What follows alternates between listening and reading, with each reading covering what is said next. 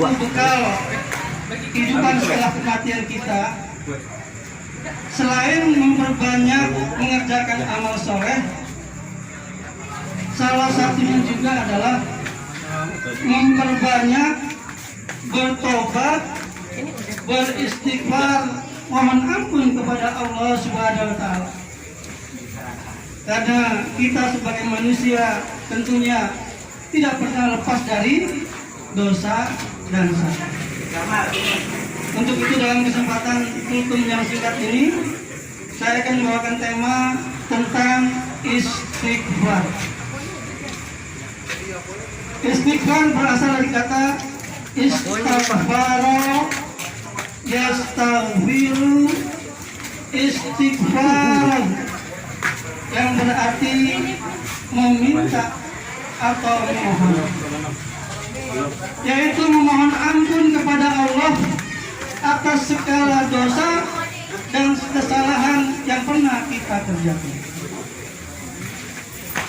Malam ini dan bulan ini umat Islam seluruh dunia memperingati Maulid Nabi kita, Nabi besar Muhammad Sallallahu Alaihi Wasallam, dan barusan dibacakan riwayatnya.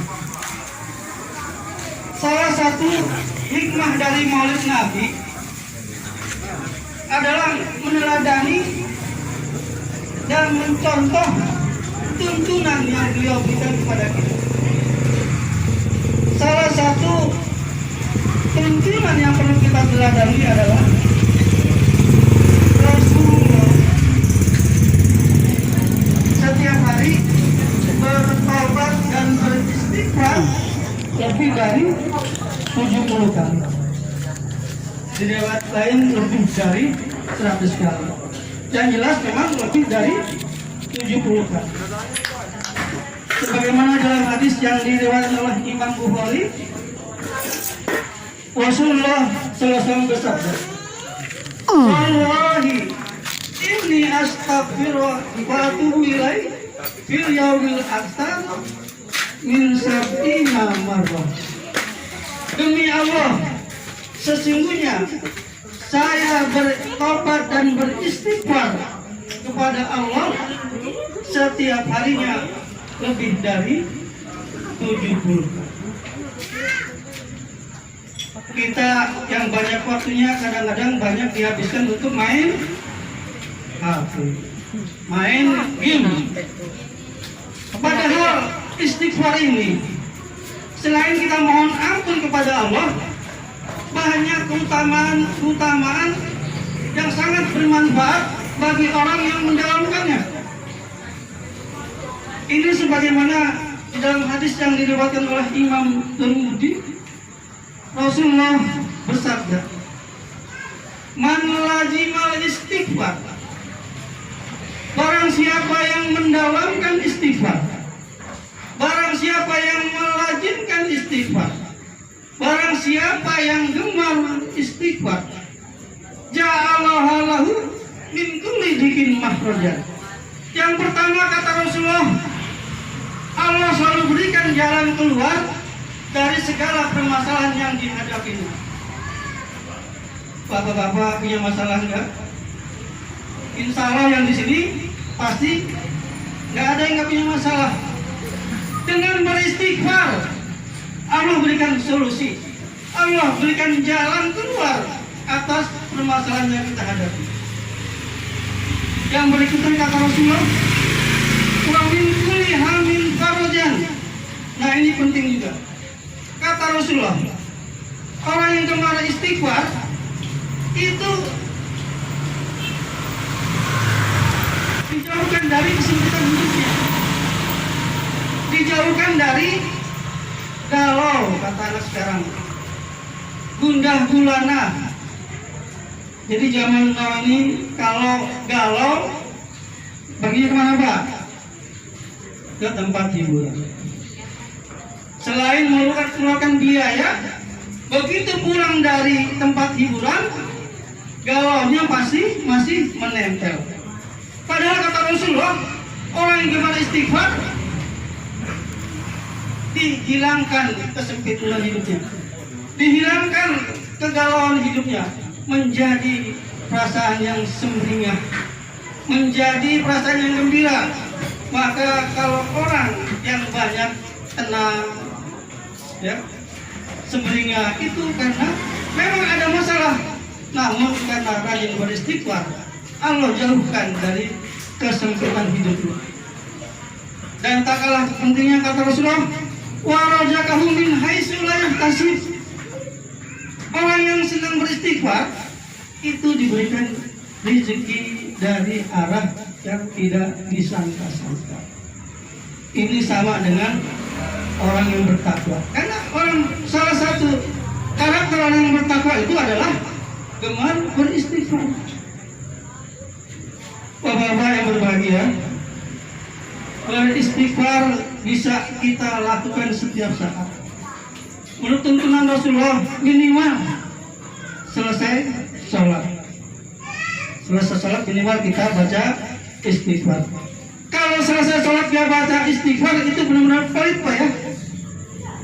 Selain kita tidak mengikuti tuntunan Rasulullah SAW, juga dia tidak mau mendapatkan manfaat atas istighfar.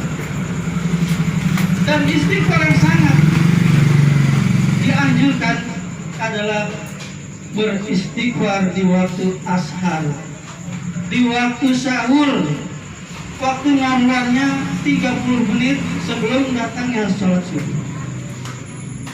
Orang-orang yang beristighfar di waktu ashar itu merupakan suatu kebiasaan. Suatu kebiasaan orang-orang yang bertakwa menduduki surga yang istimewa. Barang istighfar nih, kalau subuh jam kurang 4:07 ditarik 30 menit gemar istighfar, itu termasuk golongan orang-orang yang duduk di surga yang istimewa. Orang yang bertakwa duduk di surga yang istimewa. Ini Allah jelaskan di dalam Al-Quran, surat Az-Zariyat ayat 15 dan 18. Di ayat 15 Allah berfirman, A'udzu billahi minasyaitonir rajim. Bismillahirrahmanirrahim. Innal muttaqina fi jannatin wa uyun. Sesungguhnya orang-orang yang bertakwa itu menempati taman-taman surga dan mata-mata air. Taman-taman dan mata-mata air yang mengalir jernih itu melukiskan keindahan. Jadi kalau melukis taman, mata air, itu kan melukiskan suatu alam yang indah.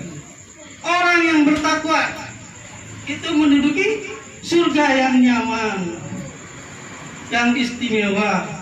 Dan salah satu kebiasaannya Allah sebutkan di ayat 18-nya. A'udzu billahi minasyaitonir rajim. Bismillahirrahmanirrahim. Wabil asharihum yastaghfirun. Orang-orang yang bertakwa, yang menempati surga spesial, salah satu kebiasaannya adalah beristighfar di waktu ashar, 30 menit sebelum datangnya waktu subuh. Kalau kita kepepet 15 menit sebelum datang sholat subuh, ia mulai dengan witir 1 rakaat, ditutup dengan beristighfar. Karena kata Rasulullah, alaikum biqiyamil laili walau rakaatan. Hendaklah kalian sholat malam walaupun 1 rakaat. Jadi minimal malam kita jangan terlewatkan sholat malam, minimal witir 1 rakaat. Dan yang sempurna adalah kita bangun minimal 1 jam sebelum datangnya sholat. 40 menit atau 30 menit atau 30 menit kita ditutup dengan beristighfar. Kita mengucapkan astagfirullahaladzim. Hati kita mengingat dosa-dosa yang pernah kita lakukan, dosa-dosa yang ada di sini, sampai dengan dosa-dosa yang besar. Akan terbayang Pak, dosa-dosa dari sejak awal sampai kita beristighfar kepada Allah, dan di kesunyian akhir malam akan meneteskan air mata. Bapak-bapak yang berbahagia, potensi terkabulnya doa, potensi permohonan ampun kita itu dikabulkan oleh Allah di akhir sepertiga malam. Ini sebagaimana dijelaskan oleh Rasulullah yang menjadi panutan kita, yang kita rayakan, yang kita peringati setiap Maulid. Kata Rasulullah, yang jilu Rabbuna tabaraka wa ta'ala kulla lailatin ila samai dunya bima yaqwa lailatul akhir. Allah tiap malam turun ke langit dunia. Ya Allah kan normalnya singgah di langit yang atas. Tiap akhir sepertiga malam kata Rasulullah turun ke dunia menghampiri hambanya. Kalau yang tidur pulas lewat subuh, ya tidak akan menikmati hadirnya Allah Subhanahu wa Ta'ala. Fayaqul, lalu Allah berfirman, mayatuni fa'astajibalah. Barang siapa yang berdoa di sepertiga malam, pasti akan aku kabulkan doanya. Mayat aluni fa'utiyah. Barang siapa yang meminta kepadaku di akhir sepertiga malam, akan aku penuhi permintaannya. Wa mayastaghfiruni fa'aghfirallahu. Barang siapa yang meminta ampun di sepertiga malam, Allah ampuni dosa-dosa. Bapak yang berbahagia, mungkin saat ini banyak doa-doa kita yang belum dikabulkan oleh Allah Subhanahu wa Ta'ala. Banyak masalah-masalah yang belum terselesaikan. Kita punya anak nakal yang belum membaik. Kita punya anak yang sakit berkepanjangan. Kita punya anak yang sudah usia menikah tapi belum punya jodoh. Mana asik? Jadi kalau kita belum dikabulkan, ingin nikah belum nikah, jangan lari ke dukun, jangan lari ke paranormal. Namun bangunlah minimal 30 menit dah sebelum datangnya sholat Rasulullah. Mudah-mudahan yang sedikit ini bermanfaat, dan apabila ada kata-kata yang kurang berkenan, mohon dibukakan pintu maaf yang seluas-luasnya.